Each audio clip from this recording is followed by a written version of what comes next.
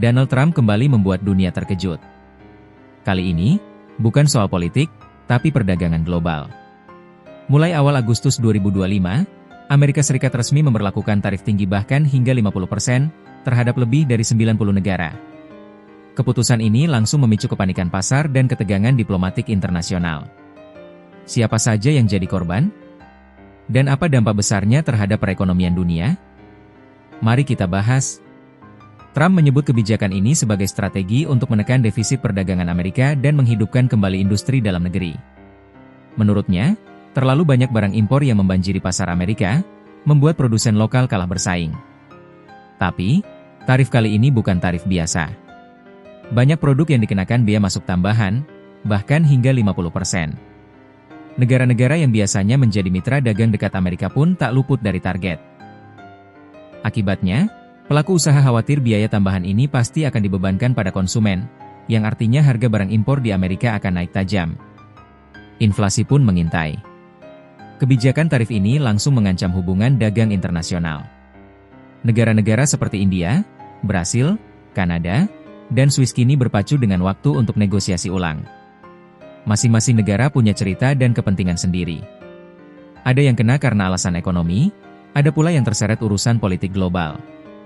India jadi salah satu korban paling parah. Tarif impor terhadap mereka melonjak hingga 50%. Alasannya? India tetap membeli minyak dari Rusia. Trump bahkan menulis langsung dalam perintah eksekutifnya bahwa India ikut mendanai mesin perang Rusia di Ukraina. Pemerintah India tentu tidak tinggal diam. Mereka mengecam kebijakan ini sebagai tidak adil dan tidak masuk akal, dan menegaskan bahwa keputusan impor minyak semata-mata demi keamanan energi bagi 1,4 miliar penduduknya. Brasil juga terkena dampak tarif tinggi 50% untuk berbagai produk andalan seperti daging sapi dan kopi.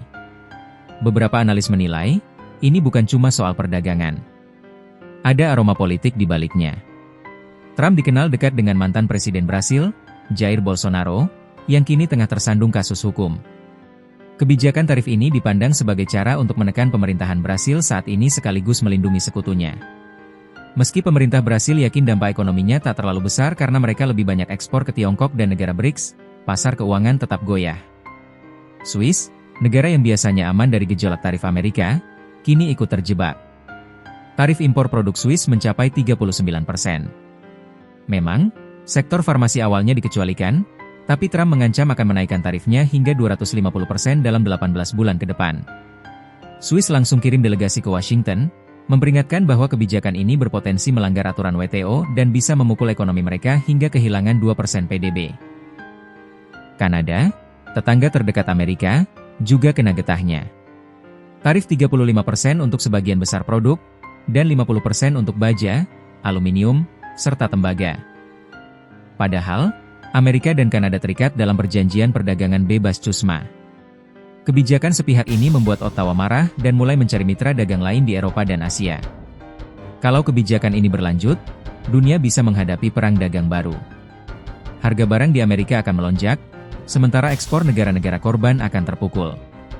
Tidak menutup kemungkinan, negara-negara ini akan membalas dengan tarif mereka sendiri terhadap produk Amerika menciptakan efek domino yang bisa memukul perekonomian global. Donald Trump dikenal keras dalam urusan dagang. Tapi, kali ini taruhannya besar bukan hanya bagi Amerika Serikat, tapi juga seluruh dunia. Pertanyaannya, apakah strategi ini akan berhasil memperkuat ekonomi Amerika? Atau justru memicu krisis global baru?